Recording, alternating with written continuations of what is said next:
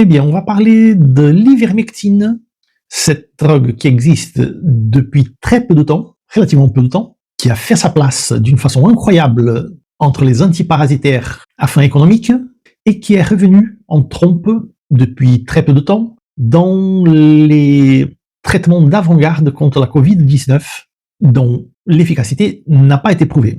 Viens avec moi, j'explique dans le chemin.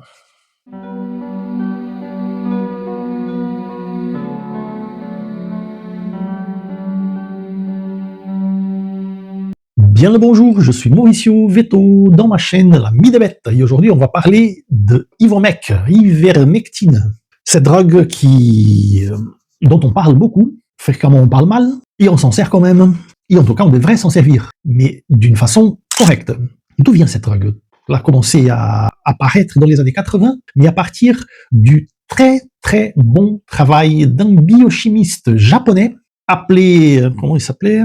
Satoshi Omura, spécialisé dans l'étude de production de molécules par des micro-organismes. L'idée était très simple et très bonne idée. L'idée était d'essayer de découvrir des principes actifs qui auraient pu être d'utilisation pharmacologique à partir de la fameuse expérience de Alexander Fleming qui, en 1928, ayant laissé des plaques de culture bactérienne de côté pendant quelques jours, il s'est rendu compte qu'il avait été contaminé par des champignons.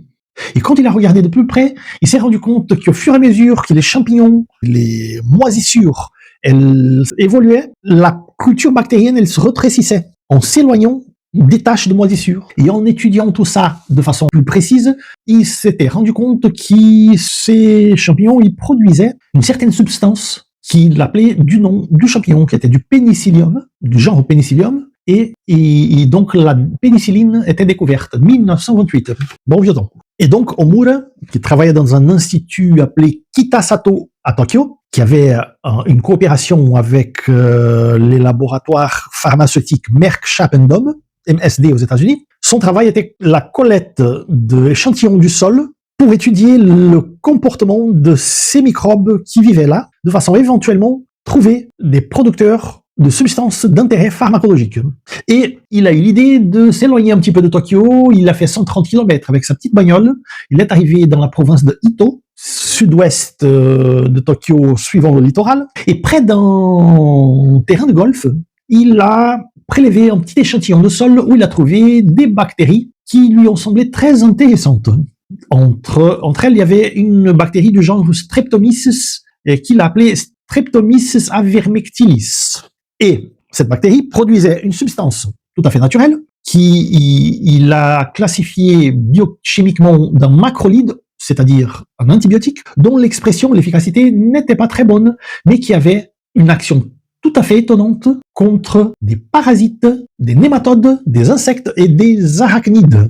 Il a envoyé ce produit aux États-Unis, et là, son interlocuteur, William Campbell, un Américain d'origine irlandaise, en concertation avec lui, ils ont développé un produit semi-synthétique qu'ils ont appelé l'ivermectine. Et voilà, l'ivermectine était née. Au départ, elle a été utilisée pendant très longtemps et très rapidement dans la médecine vétérinaire, et elle a pris plus ou moins une dizaine d'années pour pouvoir arriver à avoir une utilisation pour les êtres humains. En vétérinaire, elle a fait un succès fou, parce qu'elle a réglé des problèmes qui existaient depuis longtemps, liés aux tiques, aux galles et aux parasites intestinaux. Ces résultats ont été d'une acuité incroyable. Et très rapidement, dans les 5 premières années, après son apparition, elle a été approuvée en 46 pays et appliquée en 500 millions d'animaux. Alors, quelles sont les caractéristiques de cette ivermectine? La première, c'est qu'elle se dissout dans une substance huileuse. Donc, son adjuvant est le propylénoglycol. Cela veut dire que ça fait mal à l'application. Injectable sous-cutané. À l'application, elle prend 4 à 6 heures pour arriver à sa dosage maximal, et entre 6 heures et 36 heures, elle reste dans son pic d'action, et après elle commence à descendre doucement. Au bout de 3 jours, il y a seulement un effet résiduel. Elle provoque une paralysie des vers et des tiques, donc elle cause la paralysation de l'organisme de ces parasites qui s'arrêtent de manger, de se nourrir et de bouger. Et à court terme, ils meurent, ils sont métabolisés. Ce processus de immobilisation suivi de décès, il se donne d'une façon relativement lente. Et ça, c'est très très bien pour le succès de cette thérapie. Parce que s'ils mouraient tous d'une seule fois, on aurait pu avoir une inflammation, même une intoxication de l'organisme, tandis que de façon dosée, c'est beaucoup plus simple, l'organisme, de éliminer ces toxines. Donc avec tous ces résultats en agriculture au début des années 80, évidemment, l'industrie des animaux de compagnie se demandait si cette drogue aurait pu être utilisée pour les chiens. Or, des études ont été faites. D'ailleurs, l'Ivomec n'a jamais eu l'autorisation de mise sur le marché pour des chiens, malgré le fait que plusieurs vétérinaires l'utilisent. Et la question, en vérité, est d'utiliser de façon rigoureuse par rapport à la dose thérapeutique. Quand on sait que la dose thérapeutique du chien, elle est 100 fois inférieure à celle des bovins. Et attention, je ne suis pas en train de dire que le bovin est plus lourd, donc il faut donner plus au bovin. Non, au prix par kilo. Hein, en prenant la dose par kilo, la dose pour le chien est 100 fois inférieure à la dose pour les bovins. La dose pour les bovins est de 630 microgrammes par kilo, la dose pour les chiens est de 6 microgrammes par kilo. Et donc, ce n'est pas pour n'importe qui de préparer les dosages idéaux pour les chiens. Ah, on peut donner plus, j'ai donné plus et mon chien va bien, merci. Oui, ça ne veut rien dire. C'est comme si on disait, j'ai fumé jusqu'à 86 ans, je ne suis pas mort, donc il n'y a pas de problème. Non, il y en a. Le problème, c'est que biologie n'est pas mathématique. Mais vous forcez le foie si vous utilisez une surdosage. Et à dose thérapeutique, et aujourd'hui, il y a tout un arsenal qui votre vétérinaire est à même de prescrire à sa clientèle. Et nous avons beaucoup de produits qui peuvent être utilisés, et même en association avec d'autres vermifuges, et qui marchent très très bien pour des nématodes, les verrons, pour les galles, pour les acariens, pour les puces, même s'il y a des produits qui marchent vraiment mieux pour les puces aujourd'hui, et pour les vers du cœur, Dirophilaria imitis, spécialement le stade larvaire, les formes juvéniles. Donc à cette dose de 6 microgrammes par kilo, l'ivermectine, elle peut être utilisée même pour des races sensibles. Les races sensibles sont les collés, les border collés, les bergers australiens. Et il y en a qui mettent encore le Holding Sheepdog et quelques autres races de la famille des bergers écossais. Dans les années 90, très fréquemment, j'ai utilisé l'ivermectine sous forme de l'Ivomec, que j'appliquais oralement, parce que ce n'est pas un problème de donner oralement, au niveau du protocole de réception des chiots d'origine diverses.